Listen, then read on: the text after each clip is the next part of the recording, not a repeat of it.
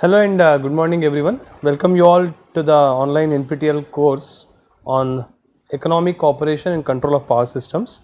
We will continue our discussion with the state estimation. So, we will today speak about the importance of state estimation, and before that I would like to give a brief introduction about the stability aspect, especially speaking about the rotor angle stability and how the state estimation would be helpful to determine the rotor angle position, which is very much important when we speak about rotor angle stability. So, need for the estimation of the rotor angle. So, stability is the ability of a power system to regain equilibrium after subjected to a disturbance, immediately after the disturbance as well as in the steady state. So, when we speak about the stability, we need to understand that a system and its ability to recover from any disturbance, maybe it is a fault, maybe it is a heavy load change, due to any reason, if there is a change in the rotor angle position, and how best that rotor angle position would be brought back to normal position when after it is been subjected to a transient scenario. So, bringing back it to equilibrium position is a very important aspect. So, equilibrium implies that various opposing forces in the system are equal all the time, right. If a system is unstable, then it results in a runaway situation such as cascading, islanding or blackout. So, the runaway situation could be a system cascade tripping of synchronous generators, as we have discussed in our previous classes, the 2012 blackout which had happened because of the impact of one system, one synchronous machine being taken away from a system because of heavy loading, and eventually there was a cascade tripping of multiple synchronous generators leading to a blackout of the entire system, especially the except the southern grid. The rest of the Indian grid got disconnected because of this issue. So, that is very important to understand that rotor angle stability need to be studied in a very depth manner. So, let us discuss about rotor angle stability. So, ability of synchronous machines of interconnected systems to remain in synchronism after a disturbance. In other words, ability to maintain balance between input mechanical torque and output electromagnetic torque. So, there is a mechanical torque and there is a opposing electromagnetic torque. So, there should be balance, there should be the equilibrium position such that the mechanical torque would be balanced or contracted with the electromagnetic torque. But due to some reasons, if mechanical torque is higher than electromagnetic torque, or if electromagnetic torque is higher than the mechanical torque, then there could be a problem in the rotor angle position. So, during a disturbance beyond a certain rotor angle difference, instability occurs and the machines lose synchronism. So, lack of synchronizing torque leads to aperiodic or non-oscillatory instability. So, what happens is the system is subjected to many oscillations, and it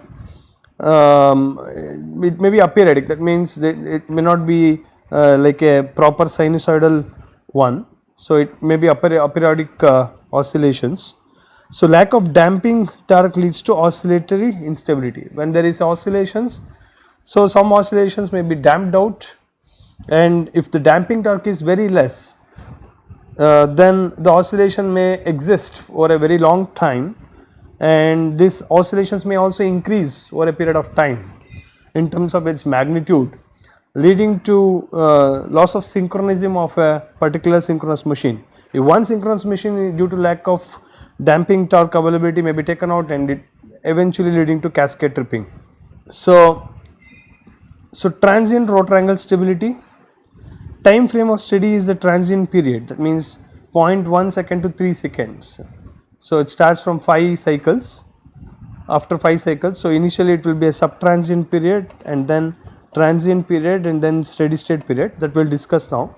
So, instability is in the form of a aperiodic mode due to insufficient synchronizing torque manifested as first swing instability. Analysis is done around a steady state equilibrium point through numeric integration, and system is stable if an acceptable steady state operating condition can be different from the previous steady state condition is attained. Ultimately, we need to reach to a stable position, stable operating zone. Maybe that stable operating point shifted to another point, that's still fine, but after oscillation being subjected due to transient operation of a system, the system should be stable at a new steady state operating point.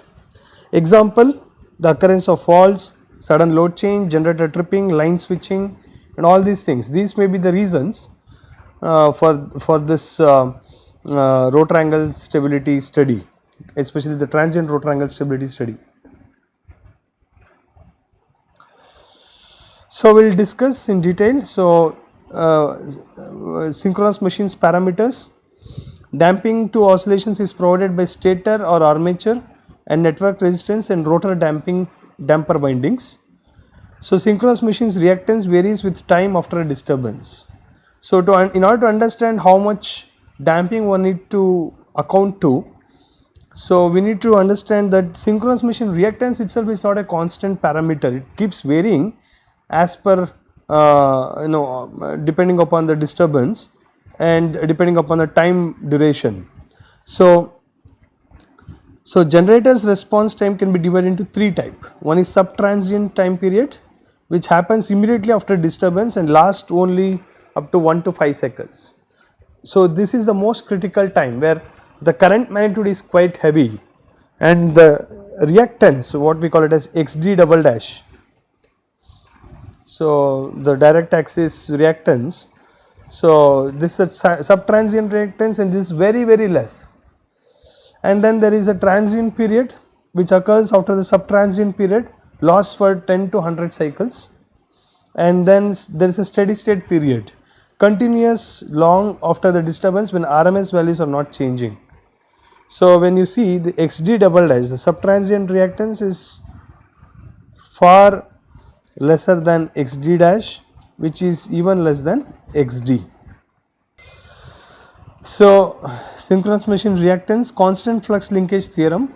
So, this theorem states that the flux linkage of any closed circuit of finite resistance and reactance with EMF cannot change instantaneously due to finite permeability. So, due to some hidden inertia and there is finite permeability, the sudden change in reactance may not be possible. For salient pole machine, XD is greater than XQ. If you, there are two types of synchronous machine as we are well aware about. One is salient pole synchronous machine and there is non-salient pole synchronous machine, which is also called as cylindrical machine, right. So, in the salient pole machine, there are two types of reactance. So, if you see the pole is projected outside and this is the stator and there is conductors being placed. You see here the air gap is very minimal, whereas this is what we call it as direct axis, but there is a 90-degree quadrature axis. Here the air gap is maximum. So, the amount of reactance, because air gap is like less and the amount of current required is here very less as compared to the amount of current required to maintain the same leakage flux. So, in the case of quadrature axis, so XD is very much higher than XQ because the reactance is very high and the flux linkage is very high in this case. So, for salient pole machine, XD is greater than XQ due to lesser air gap along the D axis and more along Q axis. During a fault under different periods, D axis reactance vary. That means, as I already discussed, XD double dash is less than XD dash, which is less than XD. So, synchronous machines power angle relation. In the y axis you can see there is a power, active power, and the x axis we have rotor angle delta. For a synchronous machine, mechanical power input PM is constant for transient time period as AGC action is slow with AVR action being neglected. So, at steady state PM is equal to P, that means mechanical power or the torque which is causing the mechanical power is same as electromagnetic torque. and the rotor rotates at the synchronous speed. This is stable operating point. So as we can see here, so this is Pm and this is what is your Pe. This is what is your Pe. So at this point Pm is same as Pe and the speed is at the synchronous speed. So change in Pe, electromagnetic torque, is due to the change in power system network. Due to this, electromechanical transients exist in delta as seen from swing equation. So we will discuss about the swing equation a little bit now. So equal area criterion is a direct method of analyzing the transient stability of single synchronous machine connected to infinite bus. Swing equation refers to the single synchronous machine here. So two synchronous machine connected to each other, swing equation is equivalent swing equation as in case of non-coherent generator. So what this equal area criteria suggests, so there could be the oscillation going beyond, if you see the steady state stability limit, so delta naught, delta comes out to be 90 degree or it could be pi by 2. Here is Pe and here is you have delta. So initial delta could be delta naught, which is a steady state, steady operating point, it's a stable operating point, but the actual steady state stability limit is when delta is 90 degree. Due to some reason, the rotor angle oscillation may take you to a point which is beyond 90 degree, which is beyond the steady state limit, but it may bounce back. The angle may bounce back and ultimately it may relocate or it may settle down at a point less than 90 degree. So ultimately how do we define the stability limit? Based on the areas that is being swept by this oscillation. So these are the two areas that we come across, A1 and A2. If these areas are equal, then we say that this system is stable. Now we will discuss about the estimation of the rotor angle. For the assessment of the transient stability of a power system, knowledge of the rotor angle of the generator is essential. During transient conditions following a disturbance, some of the reactance of the machine change their effective values. Therefore, during these conditions, estimation of the rotor angle based on the terminal measurements is not straightforward. So how do you estimate the rotor angle? So there are basically two possible analytical methods to estimate the rotor angle during transient condition. In the first method, suitable values for the transient reactance are assumed and then rotor angle is estimated by solving the equations describing the dynamics of the synchronous machine. In the second method, using the terminal measurements, the transient reactances are estimated along with the rotor angle using a suitable estimation methodology. In both the methods, real-time estimation of the rotor angle requires high refresh rate of the measurements at the terminal of the machine as well as fast estimation technique. So ultimately you need to measure because it's a transient situation, you need to quickly measure the position of the rotor angle, and the rotor angle position also depends upon the terminal measurements. That means the measuring devices should be very quick enough to give you the exact measurements by which you will be able to obtain the transient reactance, which is ultimately helpful for us to determine the rotor angle. So some of the parameters in the synchronous machines. So there is R, a typical value is around 0.001096 per unit, it's armature resistance, and there is stator Q axis reactance, the value is around 1.657, and stator D axis reactance, so you see its value is 1.7, and stator to field mutual inductance, which we denote it as MF, stator to D axis damper winding mutual inductance MD and MQ, then we have field resistance, then the D axis damper winding resistance, Q axis damper winding resistance, leakage inductance, then rotor mutual inductance, then D axis damper winding self inductance, Q axis damper winding self inductance, and ultimately the inertia constant H. So let's discuss about the detailed model of the synchronous generator. So the voltage current relation in the 0 DQ reference frame after you transform from ABC to 0 DQ using Park transformation. So voltage is nothing but resistance drop plus the inductive drop, where Vf is the field voltage. So this is the vector V0, Vd minus Vf, 0, Vq and 0 is the vector containing stator voltages V0, Vd, Vq and the 0 DQ axis. the field voltage Vf and the voltages of the shorter damper windings on the D and Q axis.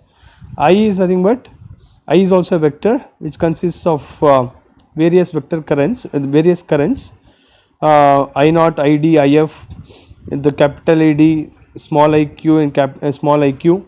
So where Id and Iq are damper winding currents, there are field currents and 0 dq currents.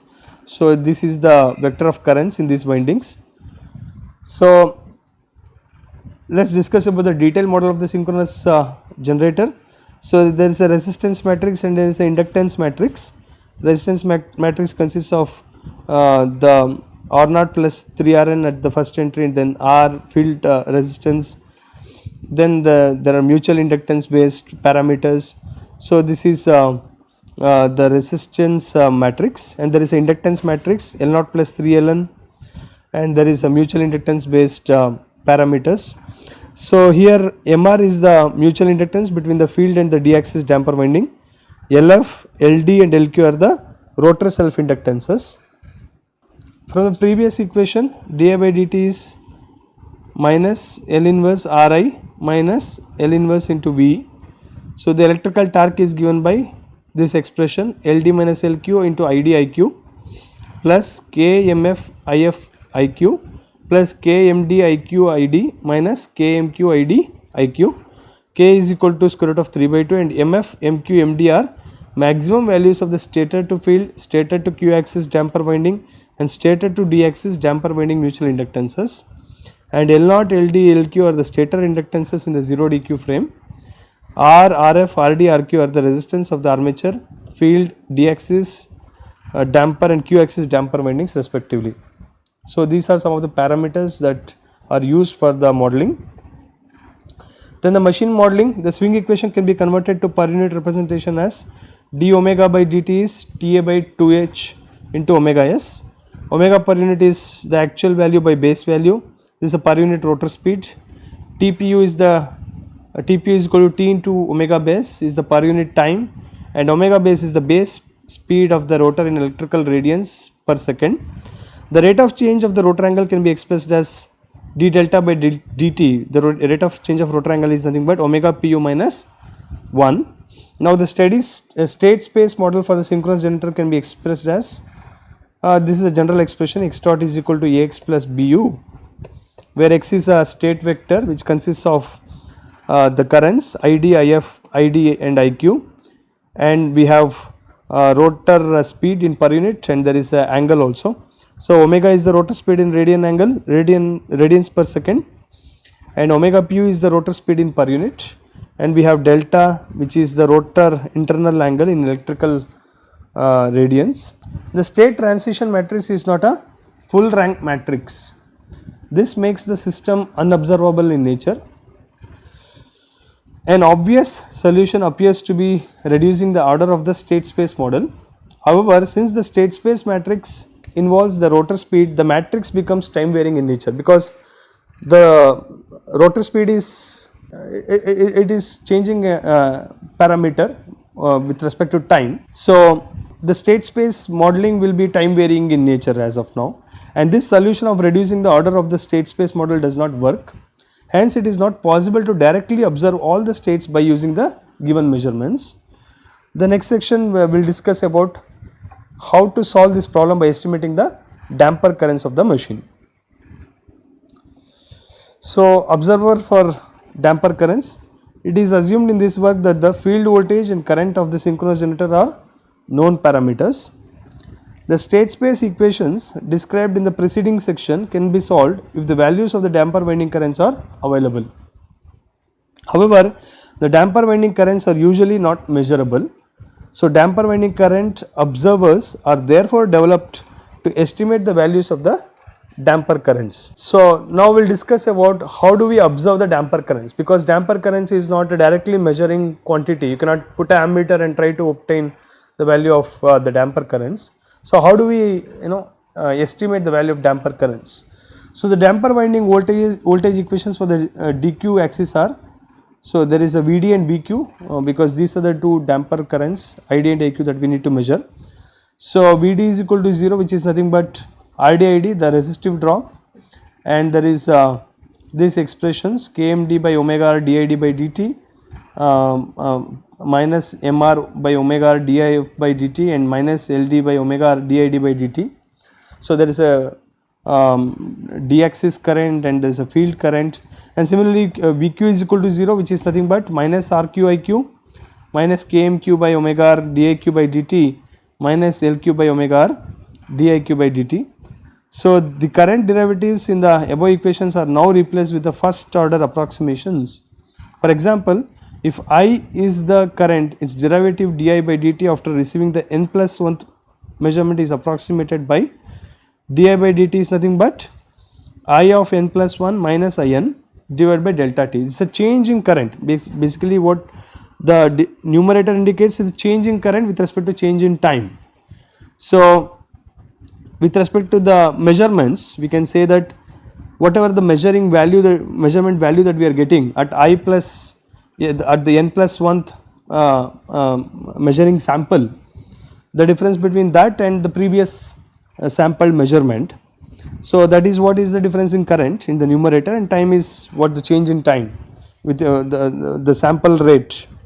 So delta is a sampling time step taken to calculate the derivative. So after using the first order approximations of the derivatives, the damper winding currents can be expressed as the following difference equations in terms of the known measurements and the estimates from the previous time step. So idn plus 1 is nothing but idn into this whole expression and minus kmd by ld into the difference in currents between the samples and minus mr by ld into if n plus 1 minus if n, again the difference in measurements with respect to the field current.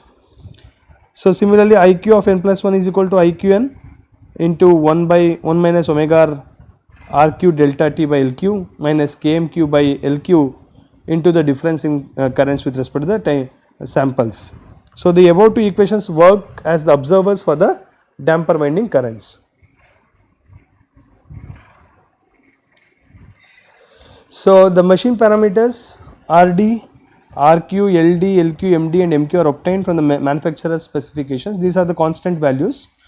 The rotor speed omega r is taken as 1 per unit during steady state, and initial values of damping currents ID of 0 and IQ of 0 are taken as zeros since they are equal to 0 during the steady state. The observed values of the damper winding currents are used to estimate the stator inductance LD and LQ.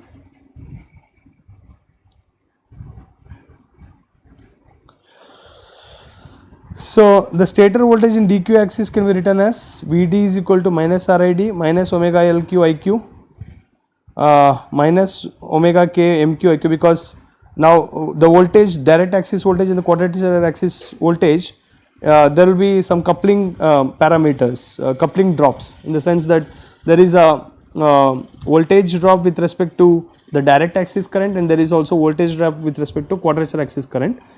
So both that both when we look at the voltage Vd and Vq, we can find these parameters, and there is minus Ld by omega is omega base did by dt and minus kmf by omega base df by dt minus kmd by omega base did by dt. Similarly, the similar expression can be seen at the quadrature axis voltage as well. So when we rearrange the above two equations, we will get this terms by rearranging, and by using this we can have parameter estimation. The quantities on the right hand side of the last equation are already known or estimated. So the first matrix on the left hand side is also known except for omega, which is actually estimated as described later. So the equation can therefore be expressed as hx is equal to z, where x is equal to LD, which is a which consists of LD and LQ, and Z is the measurement vector, that is the right hand side of the equation on the last side. So solving for x, you will get x is equal to h inverse into z. The parameters LD and LQ are then used for the estimation of the rotor angle. Since updated values of LD and LQ are used, instead of using their steady state values, higher accuracy is achieved in the estimation of the rotor angle. So what's happening is, because in real time the measurement is keep on we are keep on getting the new measurements.